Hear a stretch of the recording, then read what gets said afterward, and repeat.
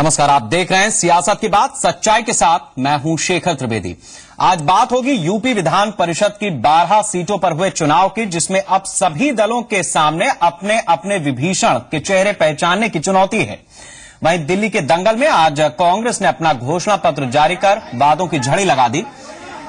आज हम इन वादों की पड़ताल भी करेंगे, साथ ही बिहार में बीजेपी के चाणक्य के तीर किस पर चले हैं ये भी बताएंगे।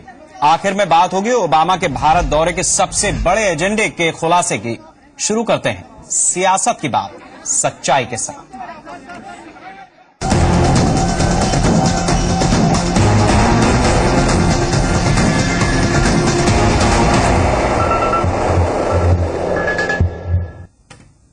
यूपी विधान परिषद के चुनावों में सभी सीटों के नतीजे सामने आ गए हैं। कुल 12 सीटों में से 8 सीटें समाजवादी पार्टी ने, 3 सीटें बीएसपी ने और 1 सीट बीजेपी ने जीती है।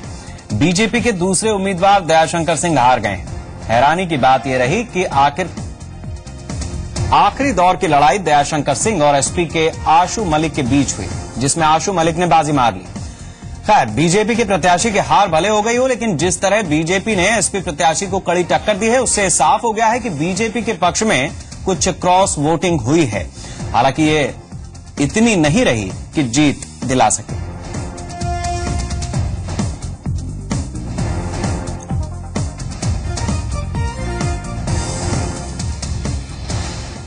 चुनाव में बीजेपी को 51 वोट मिले, जबकि उसके पास सिर्फ 41 विधायक हैं। इनमें 34 लक्ष्मण आचार्य को, जबकि 17 दयाशंकर सिंह को मिले। बीएसपी के धर्मवीर को 36 वोट, नसीमुद्दीन सिद्दीकी को 35 वोट, प्रदीप जाटव को 30 वोट मिले, यानी कुल 101 वोट बीएसपी को मिले। बीएसपी अपना कुनबा बचाने में कामयाब रही। बीएसपी को आरएलडी के अलावा कांग्रेस समेत कुछ और विधायकों का समर्थन मिला, जबकि समाजवादी पार्टी को उम्मीद से कम वोट मिले हैं।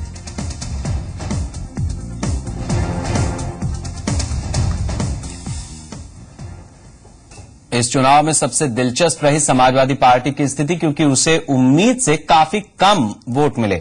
समाजवादी पार्टी को कुल 247 वोट मिले, यानी 17 वोट अतिरिक्त। वहीं बीएसपी को सबसे ज्यादा 21 वोट अतिरिक्त मिले, जबकि बीजेपी को 10 वोट अतिरिक्त मिले। समाजवादी पार्टी के 2 विधायक स्वास्थ्य कारणों से वोट नहीं दे पाए, और जबकि एक की सदस्यता खत्म हो गई है। यानी साफ है कि सबसे ज्यादा फायदे में अगर बीएसपी रही तो बीजेपी के पास कुछ खोने के लिए नहीं था।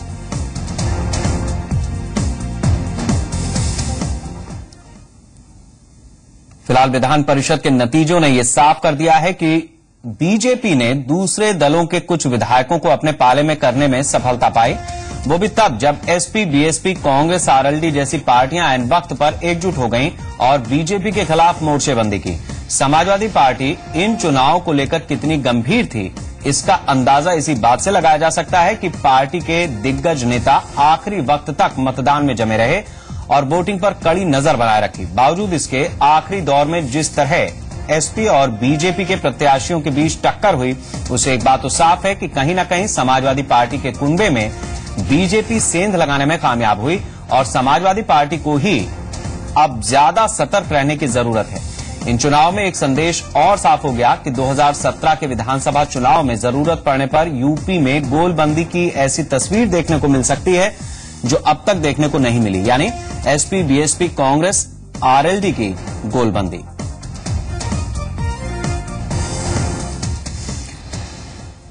जीत दर्ज करने वाले प्रत्याशियों के नाम इस तरह: समाजवादी पार्टी से अहमद हसन, रमेश यादव, सरोजनी अग्रवाल, राम जतन बाजभर, साहिब सिंह सैनी, अशोक वाजपेयी, वीरेंद्र गुर्जर, आशु मलिक। बीएसपी के नसीमुद्दीन सिद्दीकी, धर्मवीर अशोक और प्रदीप जाटव विजयी हुए।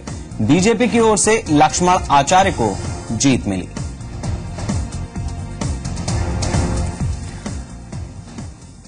वहीं एसपी के प्रत्याशी अहमद हसन ने जीत के बाद क्या कहा, सुनिए। आज हमारी जीत वो दिखाती है कि किस तरीके से भाजपा ने 8 सीटों पैसा के बल पे जीतने के भाजपा ने वो किया है, वो सब बेनकाब हो गई। उत्तर प्रदेश में समाजवादी पार्टी की सरकार ने, श्री अखिलेश जी ने जिस तरह से काम किया है, आज उसी का नतीजा है कि हम सब लोग जो है भारी मतों से कामयाब हुए। और हम सीधे रुक करेंगे लखनऊ का। अवनीश विद्यार्थी इस समय हमारे साथ जुड़े हुए हैं। अवनीश, एक बात तो साफ हो गई कि क्रॉस वोटिंग तो हुई, क्या वो चेहरे भी पहचाने गए जिसने क्रॉस वोटिंग को अंजाम दिया और पार्टियों के लिए एक नया सिरदर्द तो खड़ा किया ही है?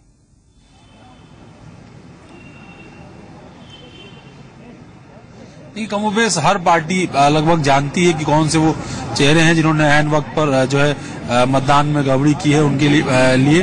लेकिन जो सबसे बड़ी बात इस पूरे चुनाव में निकल के आई, एक तो ये रहा कि इन चुनाव के होने के बाद हर दल के फायदे में कुछ न कुछ आया है। समाजवादी पार्टी की ओर से फायदा ये रहा कि वो अपने सभी 8 प्रत्याशी जिताने में कामयाब रही। बीएसपी के लिए अच्छी चीज ये रही कि वो अपना कुनबा बचाने में कामयाब रही। और जो बात हो रही थी बार बार कि वो अपना तीसरा प्रत्याशी जिताने में उसे मशक्कत करनी पड़ेगी, सबसे बेहतर तरीके से अगर किसी ने ये पूरा चुनाव लड़ा है शिखर विधान परिषद का मौजूदा संख्या के आधार पर, तो वो बीएसपी ने लड़ा है।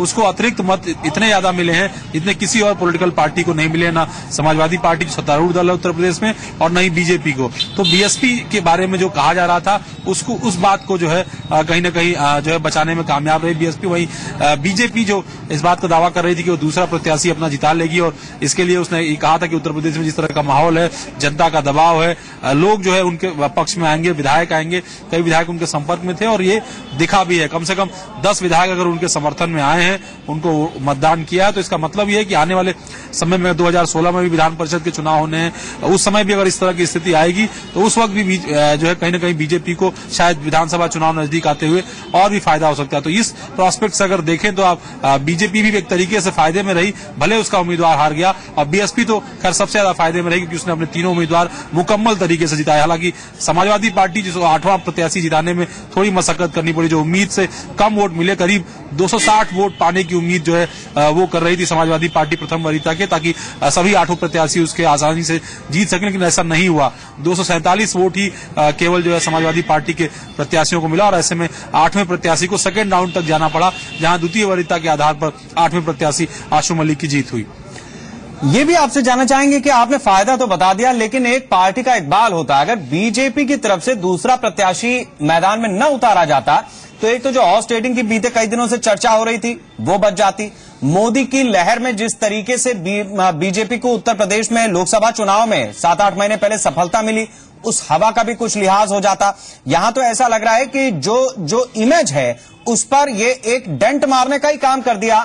बीजेपी की प्रदेश इकाई ने केंद्रीय इकाई को समझा ही नहीं पाए, या वो खुद भी नहीं समझ पाए कि दरअसल दूसरे कैंडिडेट को उतारने से नुकसान किस तरीके से होने वाला है।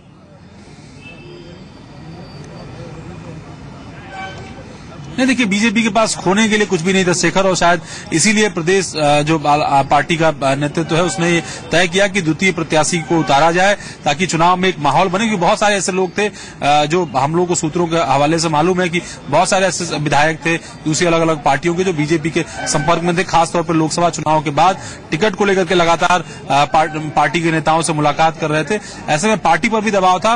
पार्टी ने भी क्रॉस चेक करने की कोशिश की कि आखिर कौन से लोग हैं जो हमारे साथ आ सकते हैं। कई सारे लोगों को ये मैसेज भी दिया गया कि अगर वो बीजेपी के साथ आना चाहते हैं तो पहले वो विधान परिषद के इन चुनाव में उसके साथ आकर के वोटिंग करें और उसके बाद फिर आगे तय होगा। बहुत सारे लोग ये हिम्मत दिखा पाए। 10 वोट अगर बीजेपी को हासिल हुए हैं तो कहीं न कहीं से आए होंगे, कहीं न कहीं से उनका मैनेजमेंट हुआ होगा, और वो अतिरिक्त वोट अगर आए हैं तो आगे आने वाले समय में कुछ और वोट भी आ सकते हैं। दरअसल विधान परिषद के इन चुनाव में कोई जनता का सरोकार तो होता नहीं। यहाँ जो विधान सभा की जो स्ट्रेंथ होती है, वहां जो आपकी संख्या है, उसी आधार पर आपको चुनाव लड़ना है। उससे बाहर आप केवल जुगाड़ कर सकते हैं, एक समीकरण बना सकते हैं। उत्तर प्रदेश में मौजूदा स्थिति में अगर लोकसभा के चुनाव का ही आकलन कर लें तो सबसे कमजोर बीएसपी थी, लेकिन विधानसभा में उसका गणित ठीक था और उसने प्रबंधन अच्छा किया अपने वोटों का, लिहाजा वो ज्यादा अपने प्रत्याशी को दिला पाने में कामयाब रही और उसके प्रत्याशी ज्यादा वोट पा करके इस विधान परिषद के चुनाव में आसानी से पहले ही राउंड में जीत हासिल कर चुके हैं। तो ये सारी ऐसी चीजें थी जो ये बताती हैं कि आने वाले समय में अगर आप जिस तरह की बात कर रहे थे कि